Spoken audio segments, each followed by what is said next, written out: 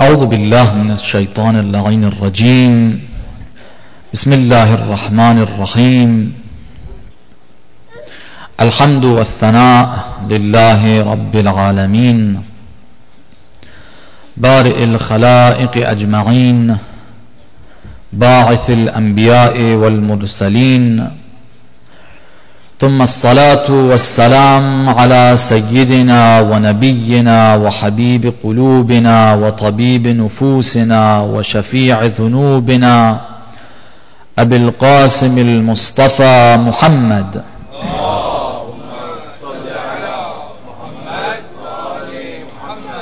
وعلى أهل بيته الطيبين الطاهرين المعصومين المكرمين المنتجبين، لا سيما بقية الله في العالمين، روحي وأرواح العالمين لتراب مقدمه الفداء، ولعنة الله على أعدائهم أجمعين إلى قيام يوم الدين. اللهم كن لوليك الحجة ابن الحسن صلواتك عليه وعلى آبائه في هذه الساعة وفي كل ساعة وليا وحافظا وقائدا وناصرا ودليلا وعينا، حتى تسكنه أرضك طوعا وتمتعه فيها طويلا. For the hastening and the return of our Imam, please recite a salawat.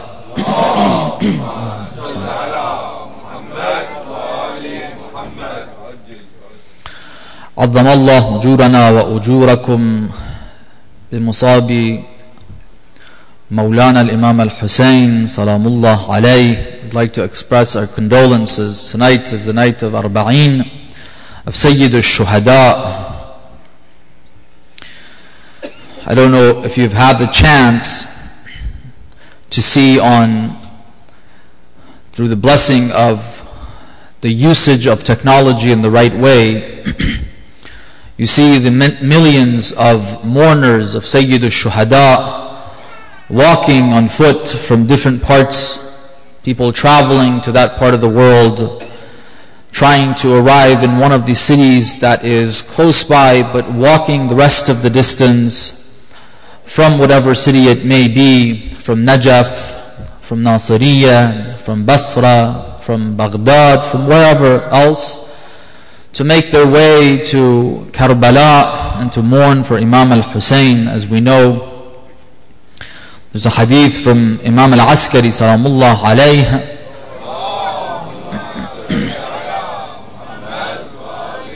that talks about the sign of, or the signs of the believers and the mu'mineen.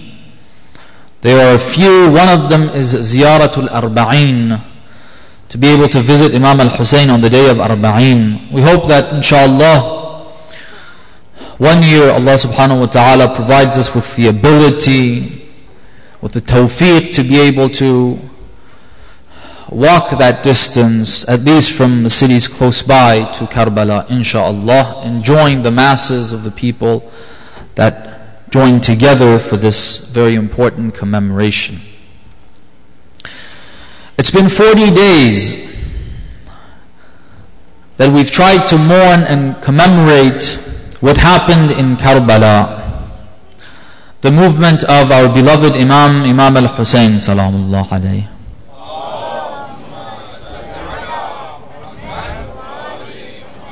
"40 days from the shahada of this beloved Imam and his companions. Arba'een of Sayyid al-Shuhada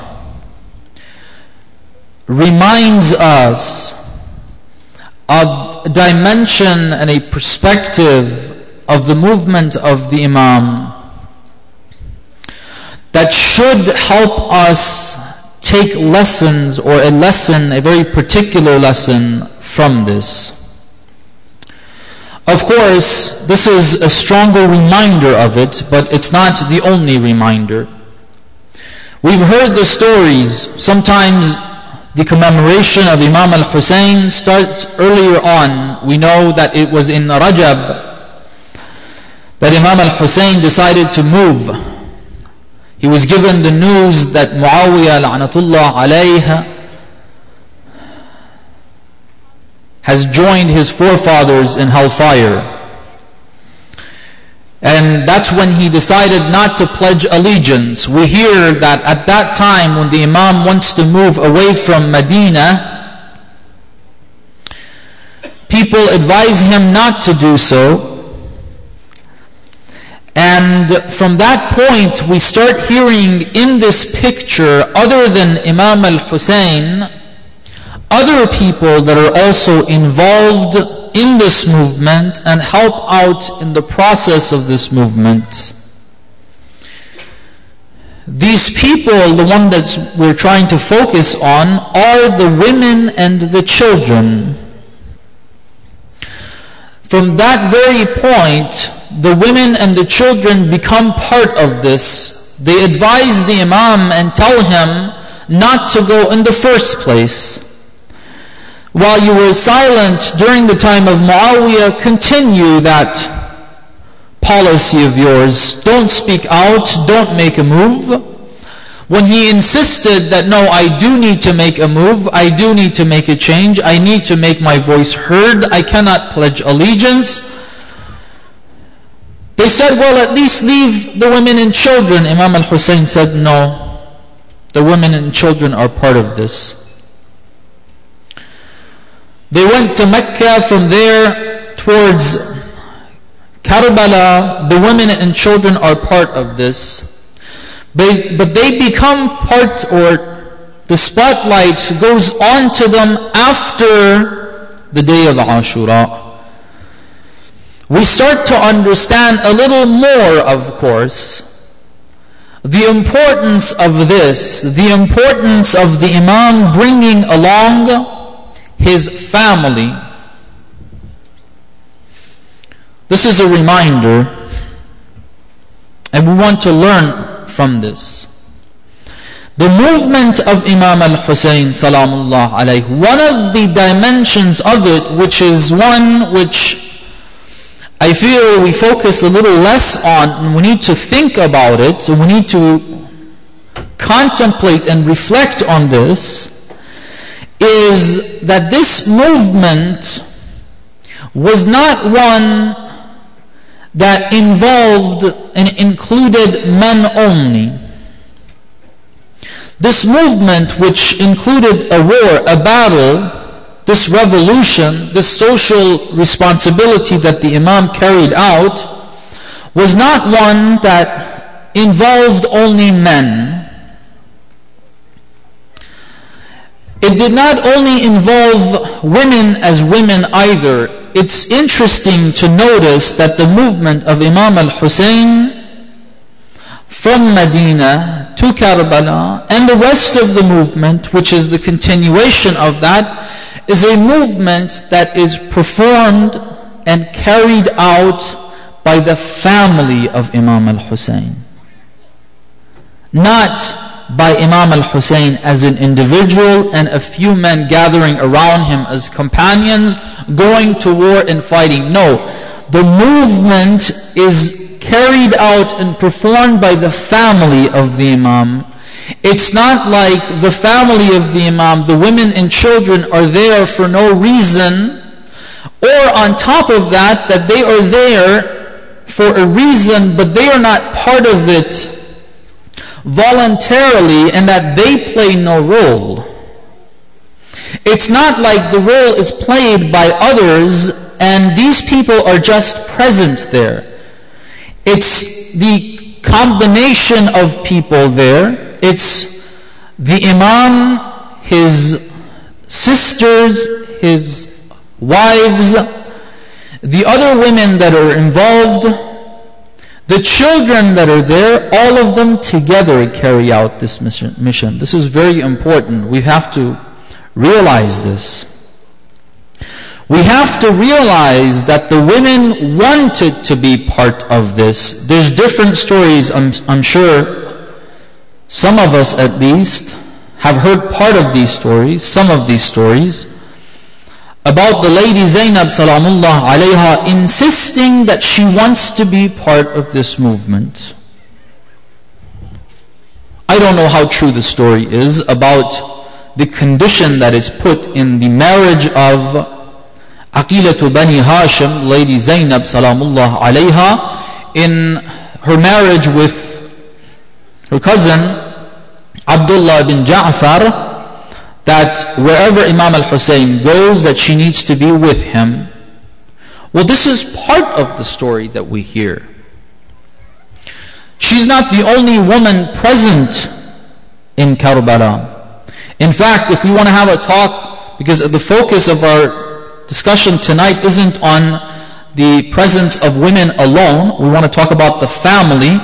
But if we were to talk about the influence of women in this whole process, it's interesting to notice that there's a lot of influence that is there from pious women that did their part at the right time.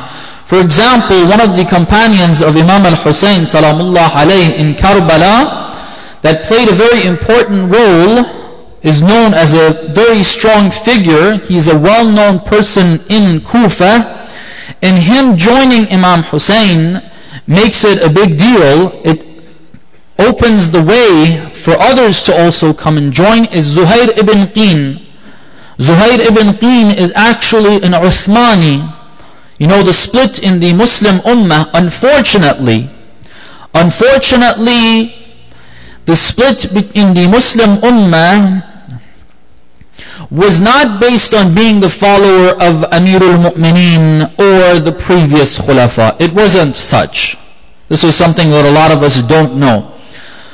Most of the people who are considered and given the title of Shia to Amir al-Mu'mineen, the followers of Amir al-Mu'mineen, those who joined him, those who fought with him, many of them are also Shia to Shaykhain, the first two Khalifas. They didn't reject the first two Khalifas. They didn't have a problem with them. In fact, in some of the battles of Amir al-Mu'mineen, what they did was they wanted to perform Salatul Taraweeh. And Amir al-Mu'mineen said, this is not acceptable. This is not the Sunnah of the Holy Prophet. And they insisted upon it to the extent that the Imam had to give up, said, whatever you want to do, go ahead and do it. You don't want to listen? All right. They didn't have a problem. The split was on following and agreeing with or accepting Amirul Mu'mineen or Uthman. Those who revolted against Uthman and did not like the third Khalifa were considered the followers of Amirul Mu'mineen. And those who did not like that revolt, who joined Muawiyah, they were Shi'atu al-Abi Sufyan, Shi'atu Uthman, the followers of that line of thought. Now, Zuhair ibn Qin is an Uthmani. He's from Kufa. Kufa is traditionally, they were part of the revolt against the third Khalifa. They were considered the Shi'at of Amir al-Mu'mineen in that dispute. But Zuhair is not even a follower of Amir al-Mu'mineen. Out of the people of Kufa and Iraq, which were for the most part the followers of Amir al-Mu'mineen in this dispute, he was an Uthmani. What made the change? You've heard the story in one of they were both coming, he was coming back from Hajj. Zuhair ibn Qin is coming back from Hajj. Imam al-Hussein is coming towards Kufa. He does not want to meet with Imam al-Hussein because he's already gotten news in Mecca that the Imam is up to a movement and he's trying to make a change. He does not want to meet with the Imam until finally they arrived at one location. They were close by. The Imam sent someone to Zuhair. Imam al-Hussein, the grandson of the Holy Prophet, sent someone to Zuhair, please come, I want to speak to you. He didn't want to go. The one who made the difference and caused Zuhair to go to speak to Imam al-Hussein and change was Zuhair's wife. Zuhair ibn Qin's wife, when she saw that her husband is reluctant to go and speak to Imam al-Hussein, she got on to him. The grandson of the Holy Prophet is telling you to come and you're reluctant to go? She caused that change. The wife of Khuli, the one who carried the head of Imam al-Hussein, she played an important role, and plenty of other women. The point we're trying to make, women played a role. It's not only the lady Zainab salamullah alayha that we hear this story about. There's other women that are also there. The wife of Imam al-Hussein, the wives of Imam al-Hussein, the wives of some of the other companions, the other women, there are a number of women that are present in Karbala. Some of them came from Medina, some of them joined from Mecca, some of them came probably from Kufa. There's a number of people that are present there. Now, for some reason, a lot of times, what happens in our mindset, we kind of think that these people were just brought along. We don't consider that a decision they made to come and to be part of this. That's not the case. Whoever didn't want to come wouldn't have come. Those that came willingly. All right? They were part of this.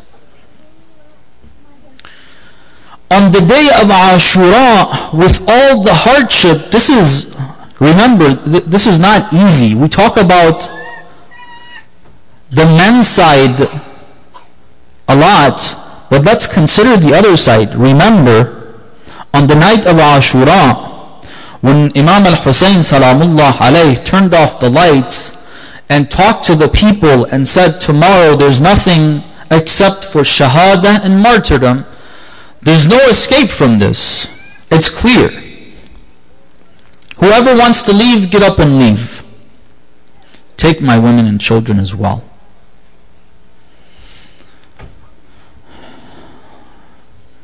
The role of the women and the children that are of the age,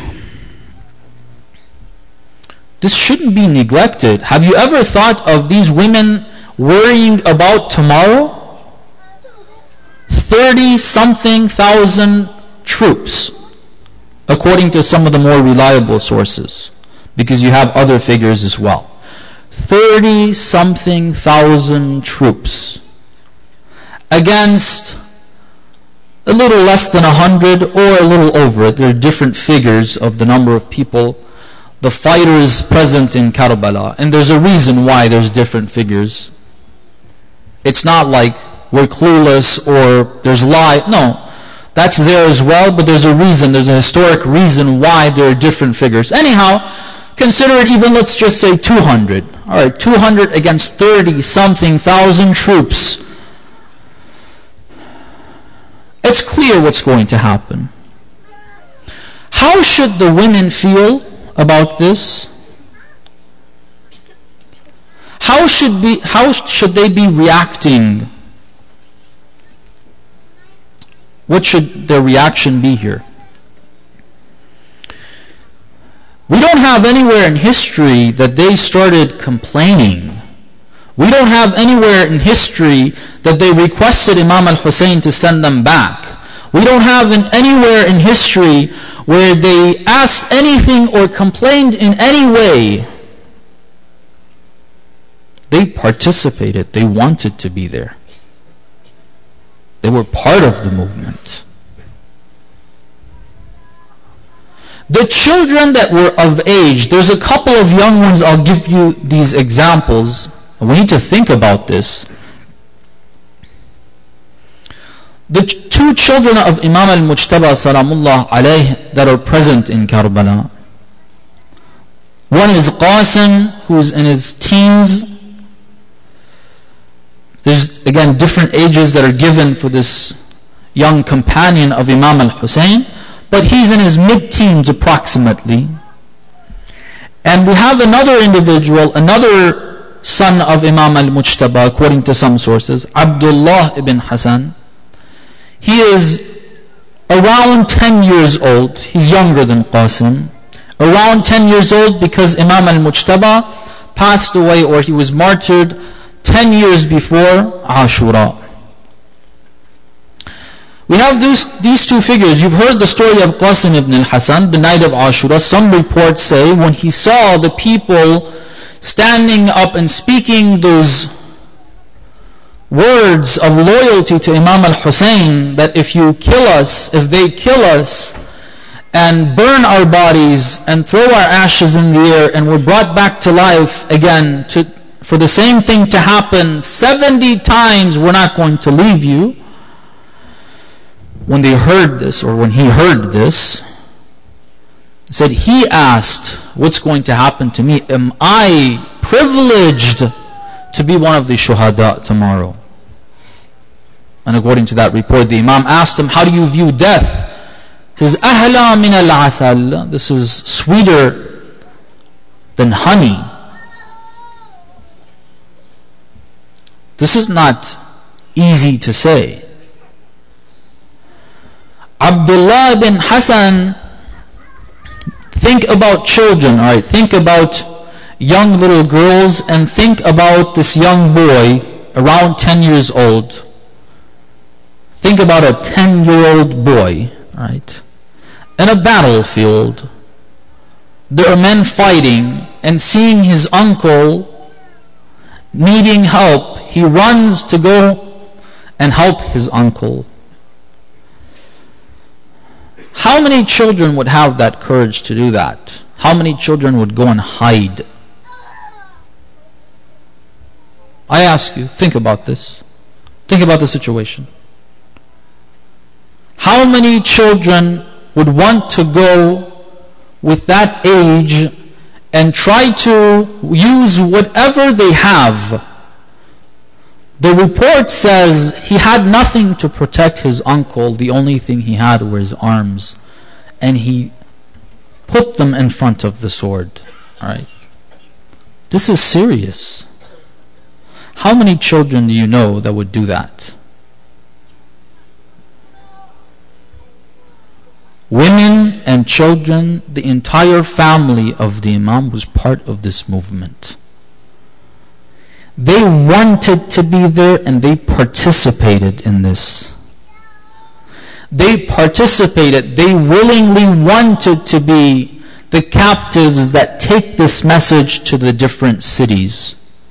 Okay, this is the first point that we're trying to make. That the family of the Imam was willingly partaking in this revolution. Point number one. Second point that we need to come to and to try to understand is sometimes the way we understand the Ma'sumin, the way we describe the Ma'sumin, the way we think about them, is that they're so great that we can only praise them. They're not such that we can use them as role models. They're not such that we can look at them and try to analyze and try to learn lessons from and see how I need to become like that. We just look at that and say, oh my God, that is amazing. That's it. You can have sessions talking about the greatness of Imam al-Hussein, Salamullah alayh, and that's it. They're so great, and sometimes we say it explicitly. No one can become like the Ahlul Bayt, kind of brushing away any responsibility that comes from knowing their conduct and trying to implement that. Then why is the verse of the Holy Quran say, وَلَكُمْ فِي رَسُولِ اللَّهِ أُسْوَةٌ حَسَنَةٌ? This is a role model. Anything that they do is something that you have got to try to make as part of your character. Bring that within you. Put that into practice. Not just praise and say, oh my God, these were great people.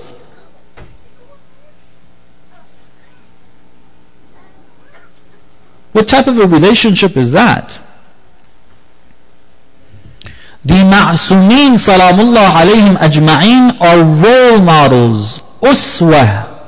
Someone you look at and you want to make sure you try your best to make everything you do resemble that of this role model. That's what we're trying to do.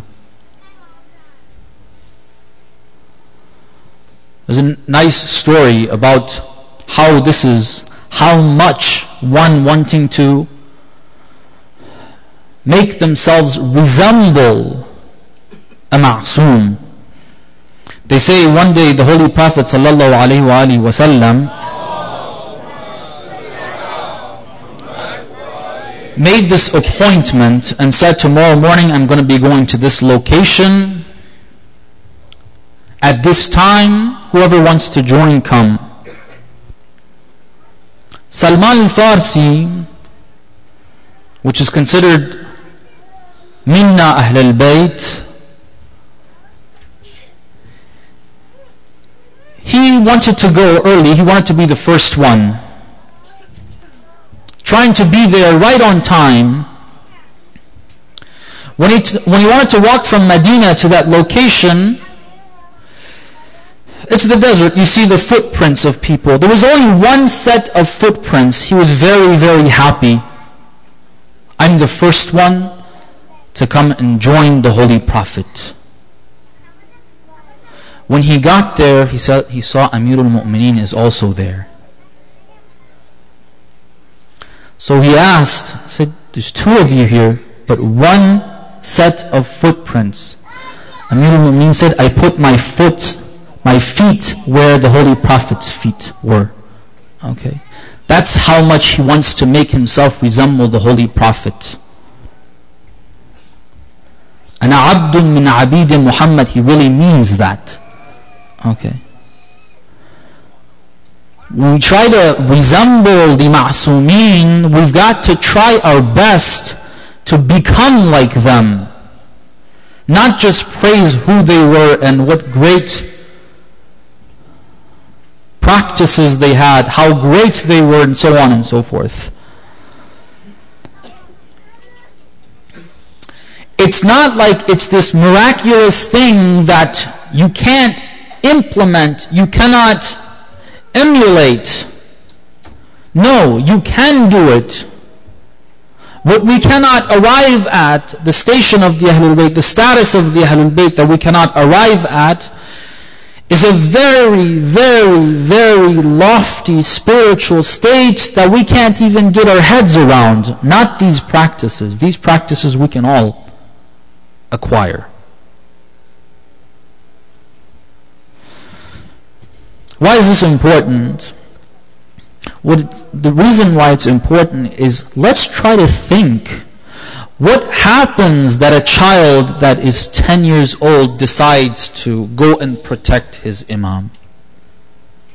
What can we do to make that happen? A child or a teenager want to go, they say Qasim, he was not tall enough for that armor to fit him properly. This is what the stories tell us. But he wants to go, he's brave, he goes out there. He's not afraid, he's not frightened, and he fights. What happens that they want to do this? What happens that the women, the men, everybody wants to do this? What happens that the women have this understanding? They don't make it difficult on Abu Abdullah al-Hussein on the day of Ashura. That, oh no, what's going to happen? They start crying and weeping and all of that. No, things are under control. Even when they express their emotions, their sincere emotions, even when they do that, it's controlled. Very controlled. In front of Ubaydullah ibn Ziyad, La'natullah alayh, when they bring the women and the children and Imam Sajjad salamullah alayh, they talk about Abu Abdullah al-Hussein. She has great love for him. She starts crying. But then, it's under control. Ubaydullah ibn Ziyad says, how do you feel about what God has done to your brother? This is No, this is not somewhere where you start crying now. Emotions need to be set free at a time. There's a time and place for them. This is not the time and place for it. She doesn't cry at this point. So what Allah subhanahu wa ta'ala brought upon my brother, مَا رَأَيْتُ إِلَّا جَمِيلًا. It was beautiful. What my brother did and what was brought upon my brother, what was wrong with it? You tell me what's wrong with it. Alhamdulillah, they acquired victory, they achieved victory. The emotions are controlled. On the day of Ashura, afterwards, this family together, we've got to try to think about this, brothers and sisters. Islam is a religion that cares for the family and creates a relationship within a family that the entire family together want to serve Islam. Okay. This is what we try to learn from this on Arba'in of Sayyid al-Shuhada. What can we do to our families? What can we have and what can we implement that we can have a family resembling the family of Sayyid al-Shuhada? Not only look at me as an individual and say, okay, if we even have that, that we want to try to become more resembling of Sayyid al-Shuhada. The family.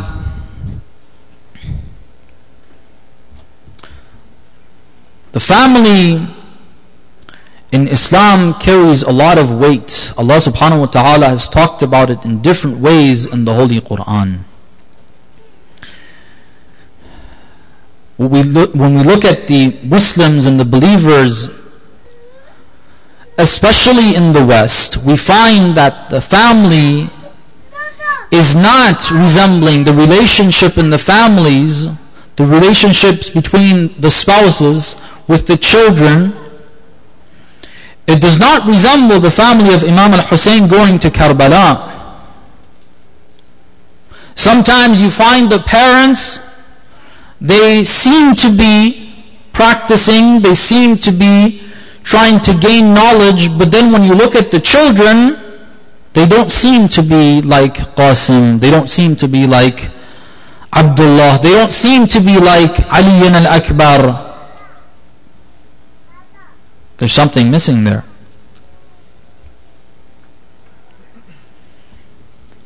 Sometimes you see the brother is practicing, but you don't see the sister, the wife being there. It's not a family that's moving in this direction. Or vice versa, the sister is religious, trying to become more like the lady Fatima al-Zahra salamullah alayha,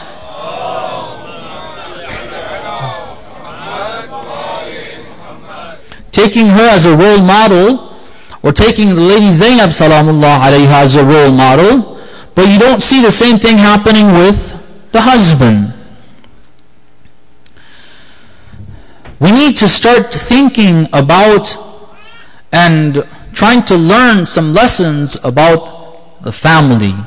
Family is one that Allah subhanahu wa ta'ala, as we said, talks about it and has made a lot of different laws, obligations to try to keep this together, and there's plenty of examples. Recite a salawat, please.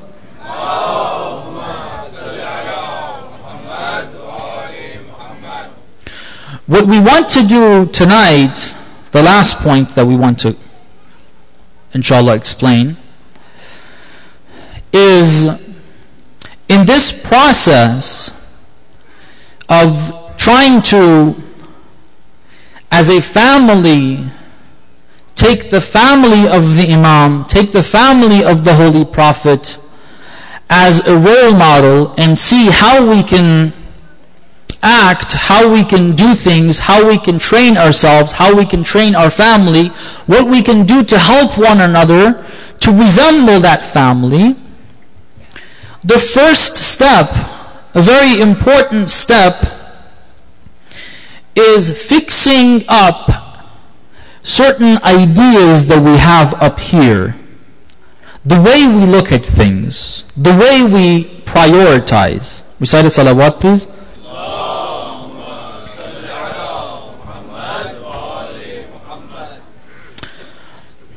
Our understanding of things, the way we look at things, is very important how we are going to act. That's why the first thing that any prophet has come to change, with all the practical problems that are there, in every society that any prophet came, the first thing that needed to change was the ideology. قُولُوا لَا إِلَهَ إِلَّا اللَّهُ تُفْلِحُوا. You need to believe in this. Shirk is wrong. Any prophet that came wanted to change that first. First, the ideology needs to change. That's the first step in the right direction. The most important one. The foundation. If you don't change that, even if you try to fix up some of the practices, you get rid of theft, you get rid of certain crimes, that wrong ideology that's in people's heads and in their hearts is going to start manifesting itself in different crimes. Now, there's plenty of examples. I don't want to focus on that discussion right now. But it's important to understand we need to fix that ideology. The priorities that we have in life, brothers and sisters, is not right. For example, families, parents, usually, for the most part, God forbid if it's not even at this level, for the most part, people are worried about and they care about the well-being of their family members. If it's a father, they're caring about their spouse and their children. If it's a mother, they're caring about and worried about their husband and their children. For the children, while they're growing up, well, they're not really thinking about their parents. They need to be taken care of. The parents are usually worried about, and they care about what happens to the family. But the way we prioritize things is a lot of times wrong. For example, the first example we want to mention, and these are just examples, there's plenty more, which of course doesn't only apply to family, it's us as individuals as well. The priorities are set wrong. The priority in life, the first priority in life for most of us, although we are considered believers, but for most of us, and there's plenty of examples of this, the first priority that we have in life is to have a good dunya. That's the most important thing, honestly. Everything else is on the side. Let's be honest with ourselves. There's plenty of examples. If something is right to do, I want to work, there's no other example that comes to my mind right now, right? I'm thinking while I'm speaking to you. I'm trying to think if I can think of a better example that's a little more tangible and doesn't seem like I'm pushing people in a particular direction, but I can't think of another example. This is just an example, all right? Just an example. Some of the youth in different areas come to the realization that there needs to be, we need to have competent ulama. We have doctors and engineers and different other professionals in our communities, but we don't see enough ulama, which is correct. It is a problem that we do realize. And they decide that they want to embark on that path. They want to go and study. Alright? Once they're convinced, that's part of the way. That's done. Okay, they've, alhamdulillah, arrived at that conclusion. But then they hit a brick wall, which is the wall of the parents. The problem that the parents have at that point is, how are you going to sustain yourself? Okay. Again, parents, don't think I'm trying to push your children to go and study in the house. If they make that decision, it's up to them. This is not... The idea is, if this person realizes they want to be like the companions of the Ma'sumin, if they want to dedicate their lives the way the Ma'sumin did, okay, they reach that conclusion, very, very religious people are not going to allow their kids to go. Why? Because they're worried about sustenance. Sustenance of where? The dunya. Where are our priorities? This is one example that the priority in life is to make sure we take care of our food, our house, having a place to live. These are priorities in life. When we talk about the Ahlul Bayt, going back to the other point, praising the Ahlul Bayt, they're great people, but we don't want to put that in practice. Imam al-Hussein salamullah alayhi, he sacrificed everything, even his 6-month-old baby, but I'm not willing to sacrifice my house or anything. Our priorities in life are not the priorities that Allah subhanahu wa ta'ala has set forth. And this creates a lot of problems. Let me give you one hadith, since I mentioned this idea of sustenance, and our priority in life being trying to have what we consider a bare minimum, which, brothers and sisters, honestly, it's not bare minimum.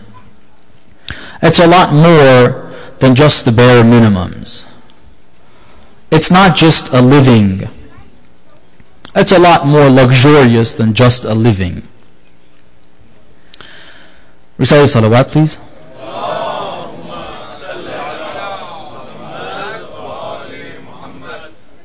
Since we mentioned this example of sustenance,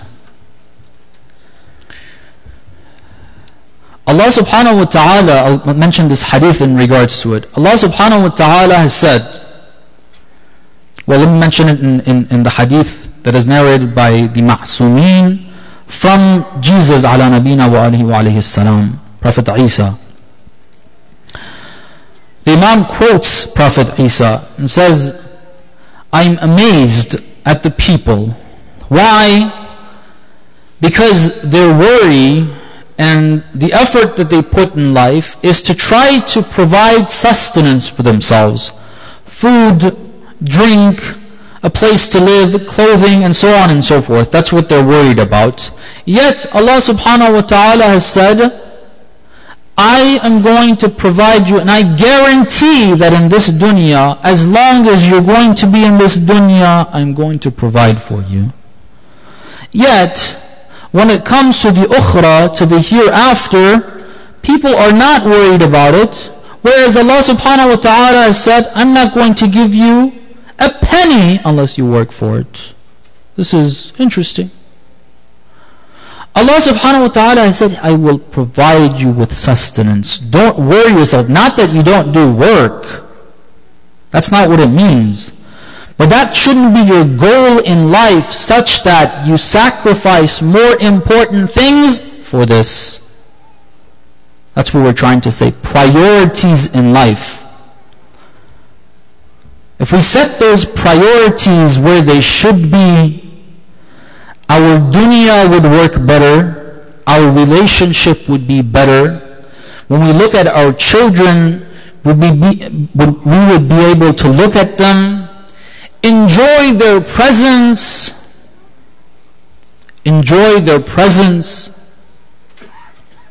instead of being worried about how they're going to react, not having the right manners, being disrespectful, which the society teaches the children. Instead of that, we'd be able to just look at that child of ours and say, Alhamdulillah, this is a real human being, a real companion of the Imam of our time. It's satisfying to look at the child. if we put those priorities right. This was one example, and I'm sorry it's taking a little too long. I'll try to cut it short. But the other example that I want to mention, setting these priorities right, is another idea that has become more of a serious issue in the Western culture, and the influence that has had on the believers, on the Muslimin.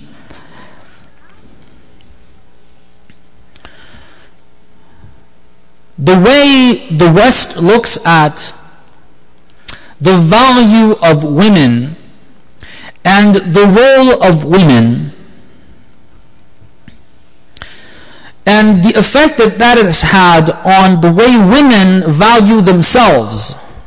All right? What is considered, according to Western standards, to be an accomplishment in life, to be considered valuable in life. How do you evaluate that? How do you look at different people and say, oh, I can take this person as a role model. Look at that person. Wow, they've accomplished such a great goal. I want to try to be like that. All right? What have they defined that as? That has had an influence on the Muslims in the West and also in the Middle East as well. It has had an influence, an impact on the way we define success, especially for women, but also for men. I'll give the last couple of words maybe inshallah about that.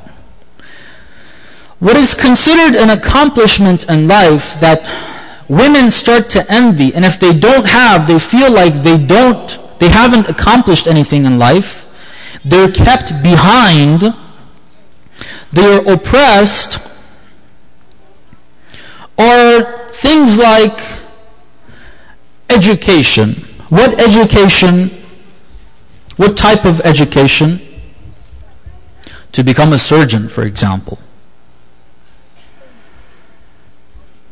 To have a PhD. To be able to speak in academia, write articles. To become a political figure. Right? People look at some of the political figures that are females and say, oh, this person has been able to accomplish this. Wow, this is the first woman to become a president in the world. Or the first person to become the prime minister or the counselor or whatever it is. And this is a great accomplishment.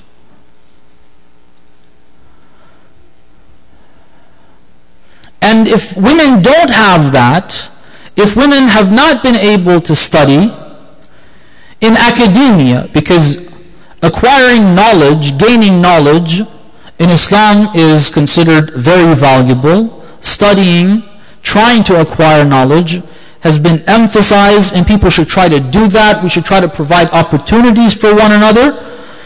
But in this particular way, to have a degree, this person has a PhD, she has a master's in whatever, she's a physician, she's a surgeon, she's a neurologist. Okay, these are accomplishments. When we want to look at someone and say, oh, this is someone that is successful in life, these are examples that we put forth. And if someone does not have that, then they're losers. And if you have a woman that has produced the fruits of her life are two human beings that are not only doctors or professors, but their souls are in the right direction, nobody puts that up as a role model, someone that has an accomplishment. This is where our priorities, our understanding of life is skewed. It's messed up. Is this an accomplishment in life? Just having that PhD, having or becoming a surgeon or whatever, we do have certain responsibilities, certain social responsibilities that need to be carried out by women, certain fields that women need to get into. We're not against that, no.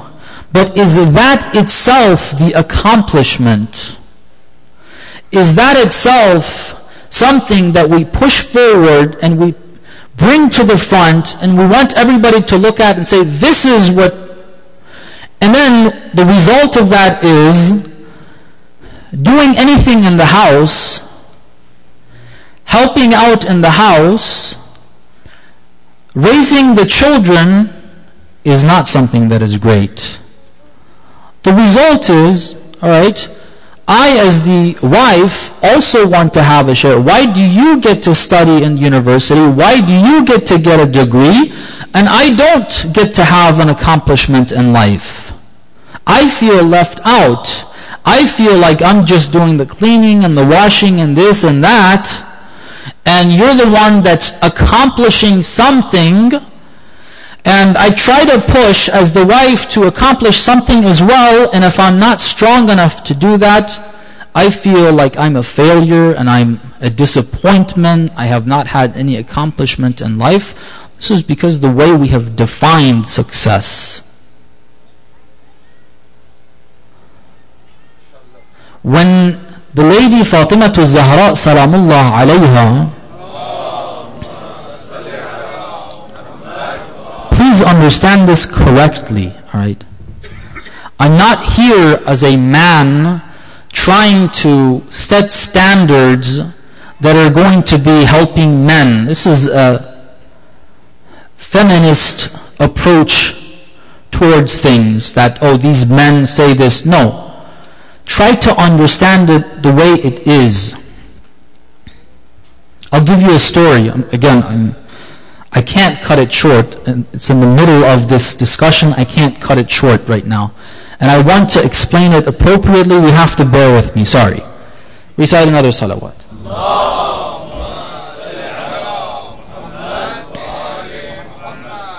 One of the lecturers in Iran said a story on the minbar which was interesting and funny at the same time. He said they came to this alim, to this scholar, young individuals whose parent their father had passed away. They came and told his people that, our father has passed away, can you pray for him? Ask Allah subhanahu wa ta'ala to forgive them.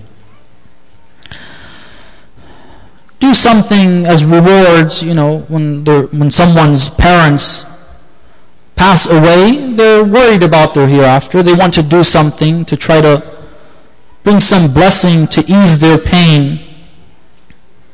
So they told this person, please, can you do? This person had been in the bathroom when they brought him the news. He was walking back from the bathroom, and when they told him this, he said, I donate the rewards of going to the bathroom and back to your father. They took that as an insult. We're telling you to pray for our father, and you're saying the rewards of you walking and going to the bathroom and coming back as a reward for your parents? They got upset. This is an insult. But they went home that night. They had a dream. Their father said, thank you. This person gave me these rewards, and alhamdulillah, I was relieved of the punishments in the hereafter. The rewards of walking to the bathroom and back, alright? This is worship of Allah subhanahu wa ta'ala if it's done the right way, with the right intention, with the right understanding. The goal in life, if we understand it to be وَمَا خَلَقْتُ الْجِنَّ وَالْإِنسِ إِلَّا لِيَعْبُدُونَ, if we realize that true success is through ubudiyyah in the worship of Allah subhanahu wa ta'ala, picking up the trash from the masjid or from the house, cleaning the child, waking up in the middle of the night, making it a better atmosphere for the children to grow, all of this is a worship of Allah subhanahu wa ta'ala.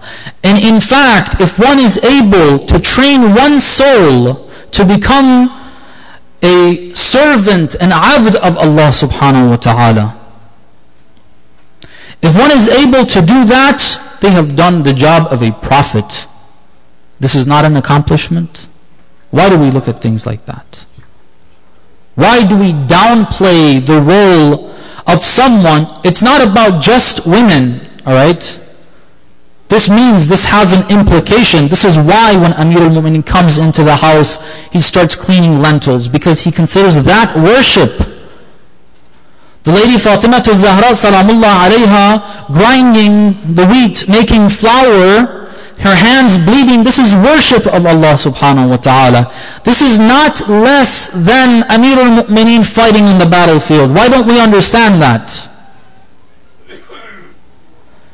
This family together, everybody doing their share, causes this family to become the role model.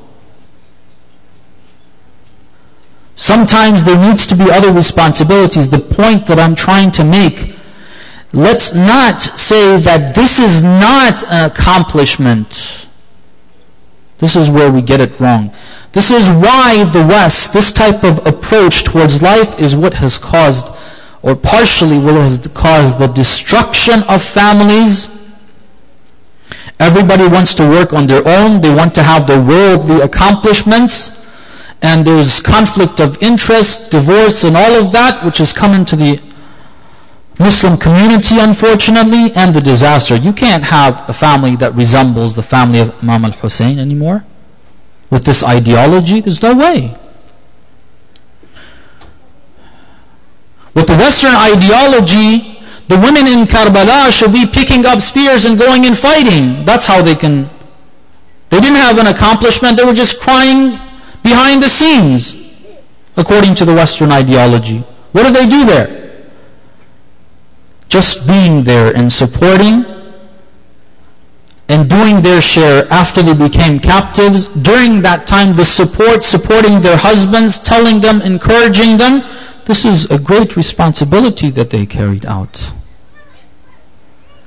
If we understand the priorities in life, believe me, the families would start working together, and the result would be the society that would resemble and would be like the one that the Imam of our time is trying to bring about.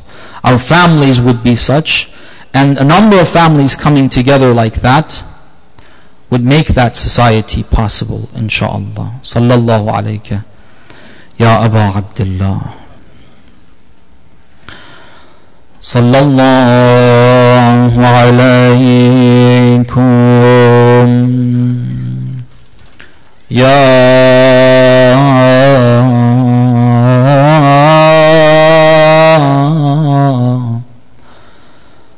Ahl Bayt Nubuwwah.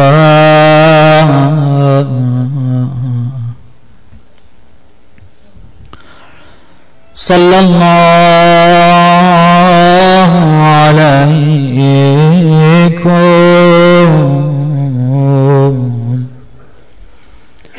Ya Ahl Bayt Nubuwwah. وما وضع الرسالة ومختلف الملائكة ومهبط الوحي وخزان العلم ومنتهى الحلم. May Allah's peace and blessings be upon you, my beloved Holy Prophet and the Ahlul Bayt. May Allah's peace and blessings be upon you. It was in your homes that Allah subhanahu wa ta'ala blessed us with the guidance and revelation.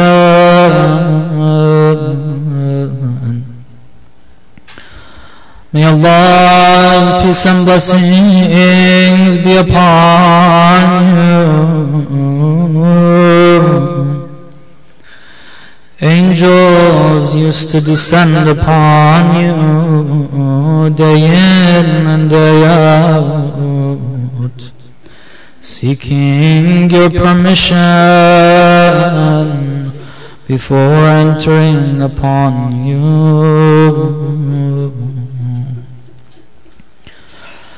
Sallallahu alayka ya Aba Abdillah. Sallallahu alayka ya Mazlum. Sallallahu alayka ayyuha الشهيد بكربلاء غطشانا. May Allah's peace and blessings be upon you, my beloved Imam al-Hussein, my beloved oppressed Imam,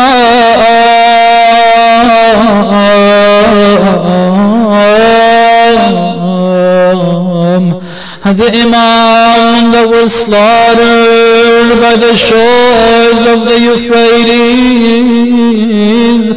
while his mouth was dry of thirst. Sallallahu alayhi.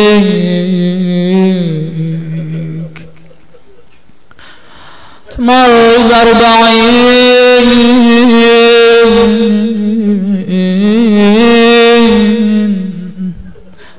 There's one account that says,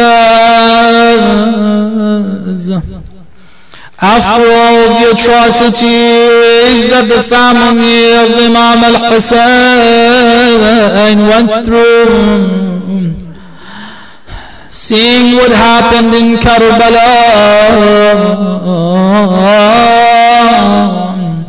seeing their husbands, their brothers, their sons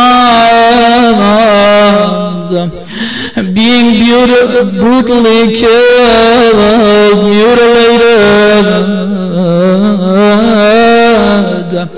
being taken on foot sometimes, barefooted, having to run in the desert, after having their earrings pulled off and ripped off of their ears, after being stoned by the people in Kufa and in Sham, after all of that, when they were finally released from Sham, they were asked, where do you want to go? According to this report, they said, we want to go back to Karbala.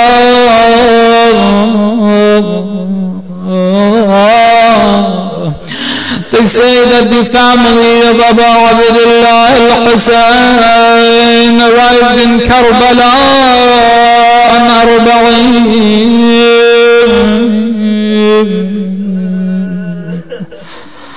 Can you imagine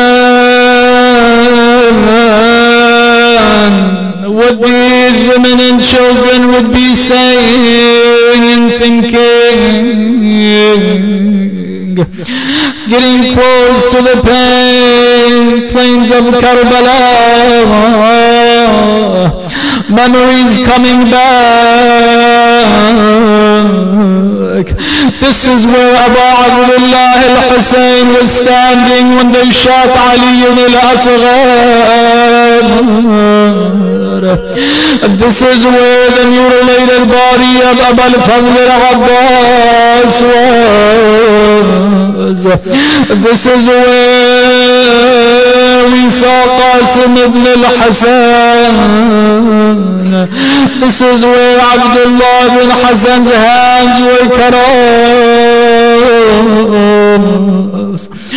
They say at this point, the women, you know, the bodies were already buried, and now they're faced with graves. Everyone is trying to find the grave of a loved one, speaking. Imagine the lady Zainab, Salamullah alayha. How can she walk toward the grave of her brother Imam al-Hasan? What would she be saying? I think the first thought that comes to mind, Ya Abu Abdullah, I'm ashamed, I can't come close. Don't ask me about your daughter. Don't ask me why she's not here. The next thought that will be in mind, Ya Abu Abdullah, when you were with us, when Abu al-Fadl al-Abbas was with us, they dared not lay a hand on us. If the other men weren't around, if non-mahram was not around, I would show you the sores on my body where they lashed me and beat on me.